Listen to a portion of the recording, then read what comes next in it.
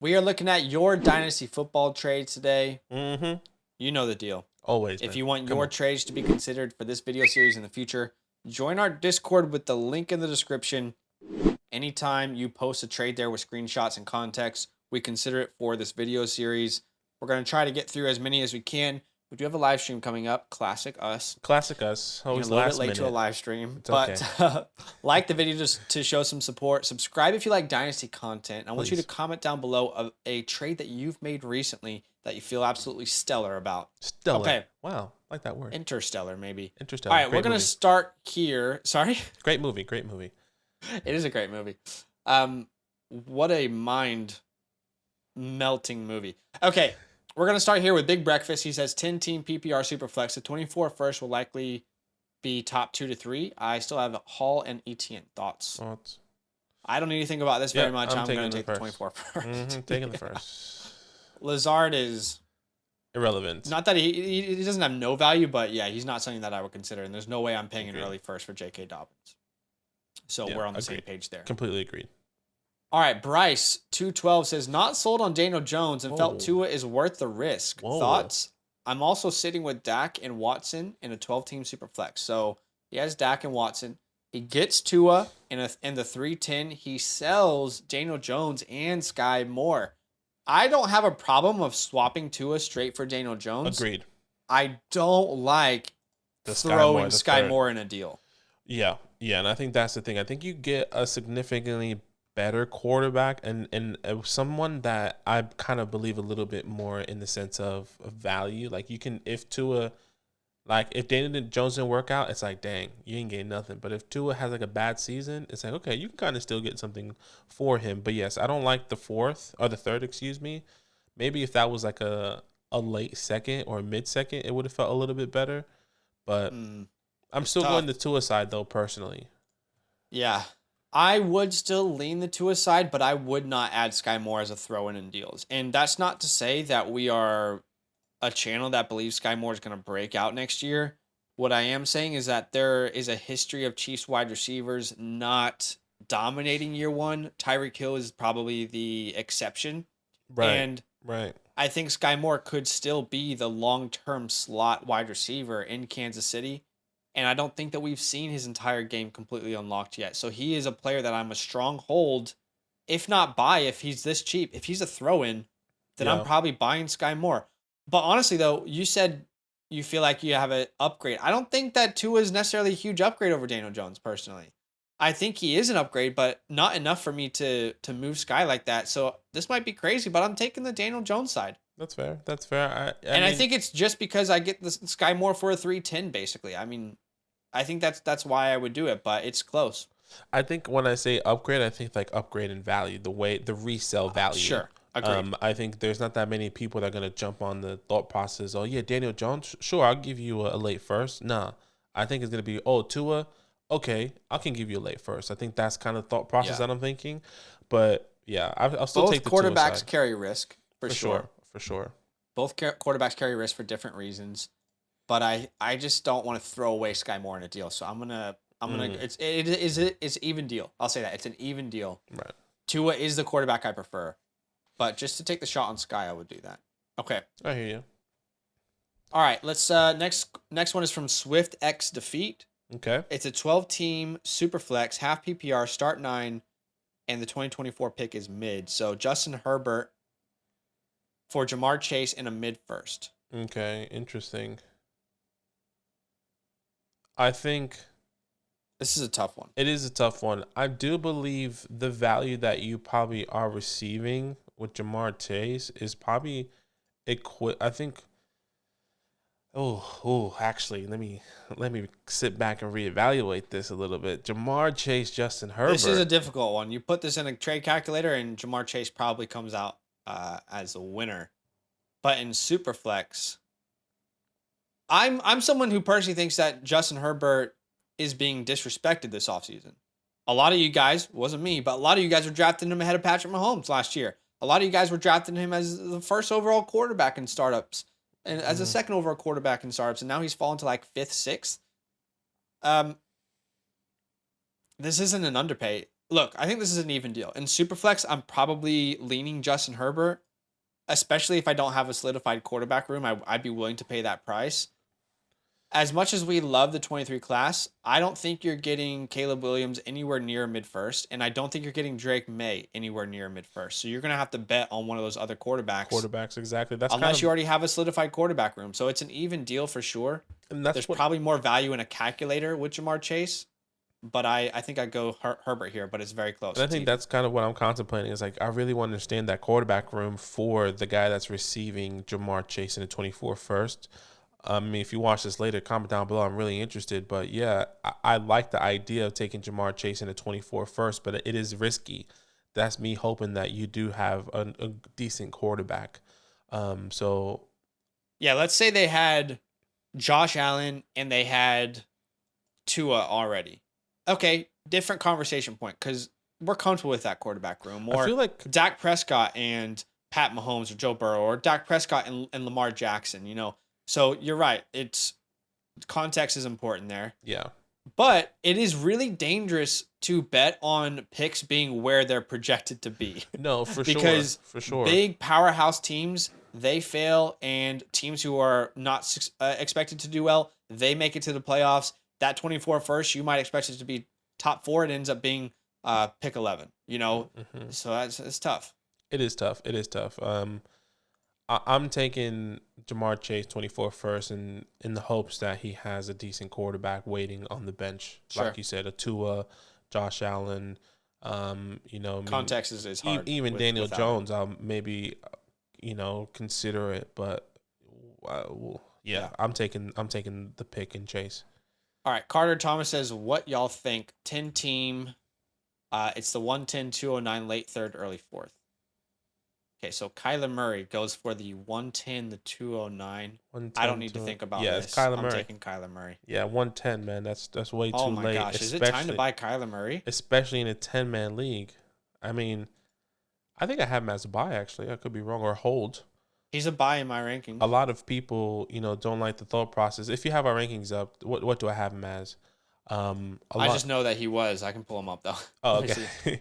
Let me pull him up. I just know a lot of people are skeptical about, you know, that injury and him, you know, when he's going to be ready for that. I do have Kyler Murray as a buy, actually. Yeah, we both have Kyler Murray as a buy. Exactly. So I mean, he especially if I have to pay this price. Yeah, man. That 4th, 5th, and 3rd round pick mean absolute nothing to me. Mm-hmm. And the second is the 209. And the first is the 110. And you're a 10-man league.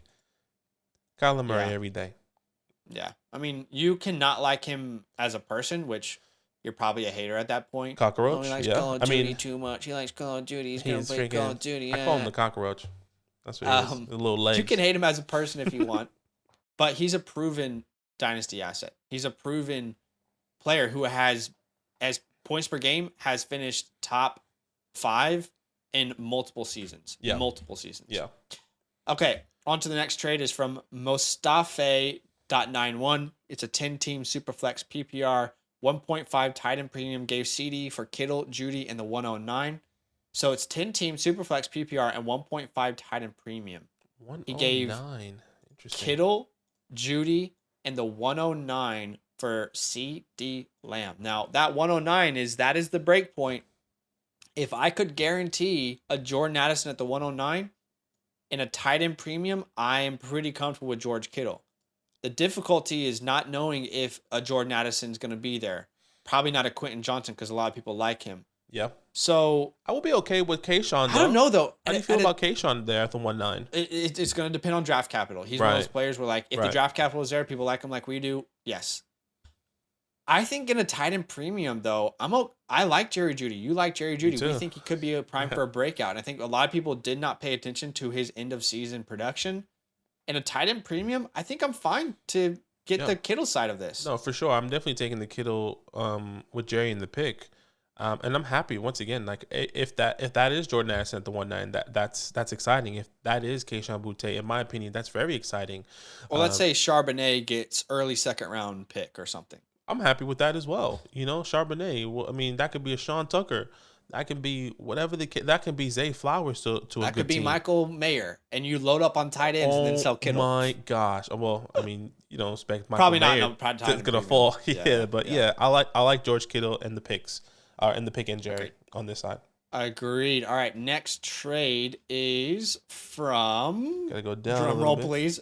B dude says B dude. competing next season 10-man league. Okay, competing next season 10-man league. We got Cooper Cup in the 203 or the 105, 304 and the 403. Ooh. He's competing. He is competing though, but you could be losing at. Okay, here's where this trade gets really, really tough. If you miss out on JSN. If you miss out on Jackson Smith and Jigba, I think you're going to be kicking yourself. The 304 and the 403 mean nothing to me. Yeah. So from purely a position of competing, I understand why you would do this for Cooper Cup, but I don't want to send the 105 in a Cooper Cup deal. I want to send the 107 or so. Yeah. And I'm there I with can you. see that the Discord disagrees with us. Most people are on the A side of this, which is Cooper Cup. And I think that's because of the context, because the person is competing. But if you miss out on JSN with how I feel about him in my evaluation process, I think you might be kicking yourself for about a decade. That's why I'm having difficulties with this. But if JSN goes 104, okay, you might miss out on less. I agree. You might miss out on a guy that can be helping you compete for years on. I think a lot of people are skewing their perspective with Cooper Cup and saying, like, what's crazy is that Cooper Cup is a buy low right now, but you just bought him at the peak, like at a really high price, in my opinion. Good point. So that is something that I wouldn't have done. Yeah, at the end of the first round, 1-9, 110, maybe even 1-8, depending on how you truly feel on and how your team is built.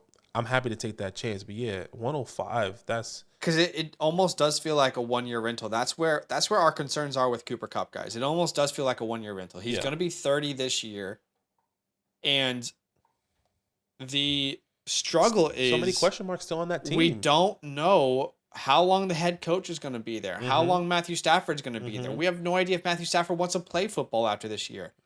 Offensive line's in shambles, so no picks to build this team around in the future. It's not ideal. I don't think it's an overpay at all. I'm just saying, again, if you miss out on JSN, you will probably be kicking yourself. The 203 though, it depends on who you get the 203. If you can get a Zay Flowers there, a Josh Downs, if you Michael can Mayer? get a Zach Evans, Michael Mayer, and they had good draft capital, then maybe you are walking this to the bank. But I think it's more even at minimum than people would say in the Discord. Yeah. DN123 says, what do y'all think? I got JJ. Okay. So we got Justin Jefferson on one side. On the opposite side, we have Mooney, Wan'Dale Robinson, 108, 109, 211, and 401. Let's be honest for a second. When I'm talking about a trade for Justin Jefferson, I'll throw in as many Darnell Moonies as you want. I'll throw in as many Wan'Dale Robinsons as you want. Yeah. I'll throw in as many fourth-round picks as you want, late seconds. What I'm really looking at is the 109, the 108. And this, for me, is a home run for Justin Jefferson. Agreed. Completely agree. I mean, as much as I love Wan'Dale because he's on my Giants, doesn't mean he's going to live up to the expectation of Justin Jefferson, number one. Number two, if I'm trading Justin Jefferson away, I'm not taking less than a top 5 pick. Number one, that's number 2, right? And that's with everything else you're saying. With everything else. And I'm probably taking multiple picks. So if this guy had Justin Jefferson and he had the 103 and the 104 back-to-back, I'm like, okay. 102, 103 back-to-back, I'm okay. Let's have a conversation. But I don't really care for Mooney. I don't really care for Wan'Dale. Right now, you're getting Kayshawn or Jackson Smith, or Kayshawn, and Jordan Addison in that startup, or Zach Charbonnet, right? I mean, these guys don't equal Justin Jefferson whatsoever. Yeah. So, I mean, even tough. if they hit their peak ceiling. This is what we call, which we talk about this a lot on the channel. This is a quality over quantity move, and I like it. I would send this for Justin Jefferson every day of the week, including Sundays. Okay, 16-team tight end premium, 1 quarterback. 16-team tight end premium, 1 quarterback. Justin Herbert, Jahan Dotson. Again, it's not super flex, so Justin Herbert's value is nowhere near what it is in Superflex. 16 team, you sent away Dobbins, the 308, and the 105. This is still intriguing, though, because the 105 is also not as valuable in a 105, so it's Bijan, You're not getting Jackson Smith. Yeah, sorry. Bijan, Jackson Smith, Quentin, and then Jahmyr Gibbs, and then Addison maybe. Addison at the 105. So you might get a guy like Addison at the 105. Addison and Dotson, who do you prefer? What's your flavor? It's close between them. I think I'm taking Herbert in the Dotson side. You solidify your quarterback in the one quarterback league. You set and forget, and then you get a guy that I believe is going to take a massive next step next year. I mean, he's like in my top 20 in Jahan Dotson. Okay. I think this is even. I think it depends on who you land at the 105. Yeah. So I'm going to say even deal. It will come down. That's a tight end premium too. I mean, that could be Michael Mayer actually. Tight end premium, yeah, that's true. See, that's a tough one. If you already have this is the thing. If you already have, you only need one. This is why one quarterback leagues. It devalues the most valuable position in football. You don't need a Justin Herbert on your team because there are like 15 quarterbacks that you can go win a championship with. Yeah, and you only need one of them. Mm-hmm. This is very close. This is very close. I can't give a winner. All right, on to the next deal. SM Laplante says 24 first is presumably around 108, while the second is early second. Superflex in need of young positional players. Okay. So the 209, the 309, and he said the 108. Okay, 209, 309, 108. And then he get George Pickens, an early second in the 305. Ooh. The 24 class is good, man. Ooh, the thing is, I just don't know who's going to be there at the 108-ish in the 2024. It is a very good class. Now, I know we said that about 23 last year, excuse me. But unless a lot of players redeclare or return to school, this could be a equivalent to a 2021 type draft offensively. Yeah, so we're not really. I'm a huge Pickens guy. I'm one of the biggest flag plant. I love Pickens guy on YouTube, but I don't think this is buying him low. And if that second's going to be early as well, I like that idea. That's intriguing. Oh, I'm taking George Pickens aside. Just because I just don't see the two top guys that we know so far right now. I think everyone can say, okay, there's two top guys that's going to be in 2024 in the wide receiver room specifically.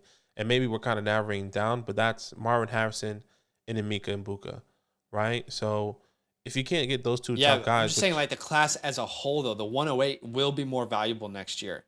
And unless something drastically changed, next year the 108 will be more valuable because you've got. I guess is the 108 you've more got valuable Caleb than Williams Pickens. next year. You have Drake May. I like KJ Jefferson. Some people do, some people don't. You have like 3 or 4 other quarterbacks who could be first round consideration. Right. I'm not saying they will. They could. Now, it's more likely that only one more is in that conversation. You got Travion Henderson next year. You got Will Shipley. You got Braylon Allen. You got Rocket Sanders. I would be surprised if those running backs fail. You could add Blake Corum in there if people like Blake Corum that way. Then the wide receiver room, you got Marvin Harrison, you got Roma Dunze, you got Emeka Egbuka. We talked about Xavier Worthy a little bit. Now, again, this feels a little bit, and then don't forget tight end. Is this tight end premium? We don't know. But remember, Brock Bowers is in next year's class. He is in next year's class. He's definitely going to be a first round pick. I love George Pickens. I love him. The difficult part here is if that's the 108 and that's an early 24 second. Okay, if this is the 108 and this is the 201, then I'd be comfortable to take the George Pickens side. But if this is the 105 and this actually ends up being the 205, then I am going to be on the side of the picks, even though I love Pickens. Yeah, I guess it's hard for me to kind of think about that right now because, I mean, if I ask you this question, like, do you think George Pickens is more valuable than Will Shipley, then Brock Bowers, then all these other guys that you just named outside of I feel like the top guys, like the quarterback, the Caleb Williams, those guys that clearly he's not going to be in range of. It's really hard to answer that question right now if he's going to be more valuable than Yeah, those. that's why than it's always hard to predict value of future first, for Yeah. sure. But I like the 24 class. I'm not devaluing 23 because I just think you stick with your picks and you pick, but Yeah, that's a tough one to answer. it is a The tough next one one. says Superflex in need of young positional players and have Jalen Hurts and a lot of quarterback depth already. So he gets Joe Burrow. Does he send Joe Burrow away then? Superflex. I need a young position player. I have Jalen Hurts and a lot of quarterback depth already. So So he sends away I Burrow think he sent and on Juju. He gets the 101, the in the 106, 106 and and Gardner Minshew. Minshew. This is Superflex. Um, uh, so you get Bijan and then you get the 106. If he likes it, I'm assuming his thought process is taking an Anthony Richardson or He Jackson. says he's already has. What's the Jackson's depth, not though? going to be at the 105, I don't think. What's the depth though? Like, is that like a Kirk Cousins? Is this like a Geno? Is this like a, what's that? A Jared Goff? A Kenny Pickett? Who is that guy? Because I'm happy to take Bijan, but like if I take Bijan and have a Kirk Cousins, do we want that then? Because he had Joe Burrow and Jalen Hurts in a super as much as league. so you get the RB1 in Dynasty, not even in the class from day one in Bijan Robinson. Mm-hmm. The issue is in Superflex, as crazy as it sounds, this isn't enough for Joe Burrow. No, it's not. That's what I'm thinking. This is not enough for Joe Burrow. Gardner Minshew means nothing. If that was another first round pick, if that was you probably an early need second, exactly you need another 107. Would that then put you over the edge? Probably 107 instead of Gardner. Yeah, I would agree there because you're probably never going to start Gardner Minshew unless you believe that he's going to have an opportunity somewhere else. There's talks. He could, but I don't know. I think I still rather have Joe Burrow, Jalen Hurts as a massive dynamic, team there in a super flex league, and then build around your other running backs in a different way. Yeah. Agreed. All right, Haneth the man says late 24 first, most likely 110, 111. I'll take the pick. Yeah, I'll take the pick as well. I completely agree there. Not going to bet on a 7th round running back, and I'm a Chiefs fan, guys. You don't bet on 7th round running backs. Just GG's. Just don't do it. Mm-hmm. Ray KCC says, the Says trade nothing. is Chris Godwin and the 305. Yeah, it doesn't say anything. Cole Kmet and Zach Charbonnet. Wow. Wait. So we're already trading players that haven't been drafted. I wonder if this is one of those leagues where you just draft the players that you believe in before they're actually even drafted. They probably did a startup and just included the rookies that were. That's the thing. Like this time last year, Christian Watson would have probably not even been drafted in a startup because people weren't aware of him just yet. The thing is now, do you take that risk in Jack Charbonnet? Do we feel comfortable enough that he's going to be... If he gets the draft capital, yes, but I don't know that. 3rd round draft capital? That's more questionable for me. I think he's a 2nd round pick. He has to be, right? Like he has to be a 2nd round pick for us to say, you know what? Okay. I'm okay we can move Godwin. Exactly. A proven asset. Exactly. So this I think is tough, man. I don't like these trades. I don't like these trades either. I mean, based off this, without the context, I'm taking Godwin knowing that I'm safe. That's how I feel right now. I wouldn't be able to give a true answer for Ray. If Charbonnet goes anywhere in the 2nd round, I'll take the Charbonnet side, but I just don't know. Fair. Charbonnet is my RB3. Again, we just don't know. We have to... Draft capital is so important for running backs historically. Yeah. Villarini says, my starting running backs were James Cook and Pacheco, but felt like the value with DJ is too good to pass on. I have pick 104 and will most likely be taking Gibbs. All right, so we got DJ Moore in the 302. We sent Jacoby James Cook in the 3rd. I'm fine with this. I've never been a James Cook guy. I thought he was always just a complimentary back. Yeah, I'll take DJ Moore here. This is a good buy low in my mind. I think it's a good buy low as well, just because I like this trade for Johnny or Villa, whatever your name is. Yeah. Sorry, we're butchering your name, but I'd rather take the DJ Moore, not because I don't like James Cook, because I don't care about Jacoby Myers in the 23 3rd. Yeah. That's what I would say. I agree. Yeah. I agree. So essentially we're looking at it as like Myers 3rd and the other 3rd don't really factor into how we're looking at this trade all that much. Yeah. Because they won't move a needle. It's really James Cook or DJ Moore. Yeah, exactly. Okay. T-Long says, would you do this trade? My team looking like this. I also have the 102, 108, 202, 212. My team is more on the rebuilding side, but I would hate having to give up Burrow. Okay, so is it Superflex? Do we know if it's Superflex? It is Superflex. It is Superflex. Let's look at his team first. Burrow, Swift, Elliott, Higgins, Smith, Fant, Dillon, Burks, Daniel Jones. You're playing with defenses. We're going to skip this trade question. I'm kidding. A 24 first. Okay, so it's basically 424 firsts for Joe Burrow. 424 firsts. And he wants to rebuild. He says, I also have the 102, 108, and 202.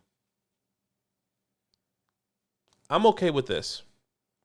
Just based off of... Yeah, you're getting a lot of shots on the first round next year. Yeah, you're getting a lot of shots in the first round, and you have an opportunity to get a new quarterback at the 102 and some a wide receiver in the 8th or the 108, and a running back at the 202, a Michael Mayer or whatever the case may be. I'm liking that, plus a couple first round picks. I mean, we don't know what these guys are, but hopefully one of these goes in the top 6. That is the context that is extremely important, because and you can't really know, right? Every year is different. But if all of these first round picks end up being, let's say this ends up being the 108 to the 112, you have just buried your team. You've just buried your team for a while. Yeah. But if you get 2 of those in the top 6, if even one of those is in the top 3, and you can take picks with the others, then it's a great way to build around your team long term. Because, I mean, looking at your team, Zeke is definitely older. You need help at tight end. Yep. And you need help at flex. I like the move overall. I do like the move overall. I'm interested to see what his bench is, because he does have Jameis Winston there and maybe some other good pieces. But I think it's a good move. I think with all the draft capital you have right there, just makes it okay for me to sell Joe Burrow there. You really hope those are 4. If those are 4 top 6 picks, easy. Oh, you're buzzing. Even if it's even 2 of them are top 6 picks, and then the other 2 are late, I'm okay with that. Okay. Kyle, what's up, Kyle? He says Chris Olave for Keenan Allen, Derrick Henry, Hodgins in a second. I'll take Chris Olave. Sorry, that's Chris Olave for Keenan Allen, Derrick Henry, Hodgins in a second. Yep, completely agree. And that is all we have for today, ladies and gentlemen. So that's all she wrote. Do us a massive favor. Drop a like to show some support. Subscribe if you like Dynasty content. And we'll see you guys here in the next video very soon. Join the Discord in the link below if you want your trades to be considered. That's right. Yo, what's good? Thanks for watching. We got a lot more videos. A lot more. If you want more videos. Watch it. You can also subscribe. Right now. If you want to. You need to. And lastly, don't forget that you can sign up to support the show and get exclusive content by going to patreon.com/FantasyLandFam.